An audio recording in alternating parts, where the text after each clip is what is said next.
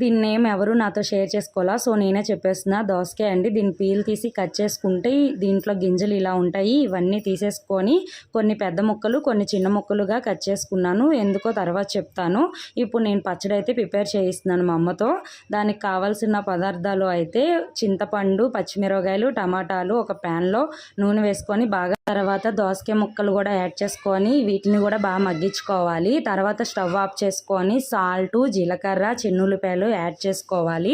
Mixie గిన్నెలోకి తీసుకొని mixie అయితే పట్టేసుకోవాలి. మనం తాలింపు కూడా పక్కన పెట్టుకోవాలి. సో మిక్సీ పట్టిన మిశ్రమంలో ముందుగా కట్ చేసుకున్న ముక్కలని దీంట్లో యాడ్ చేసుకుంటే చాలా బాగుంటుంది.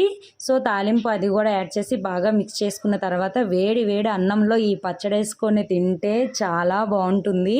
మా అమ్మతో కావాలని మరి చేయించుకున్నాను. మీరు కూడా ట్రై చేయండి. ఆ ముక్కలు మధ్యలో తగులుతూ తీయగా పుల్ల పుల్లగా ఉంటుంది. సో ట్రై చేయండి. బాయ్.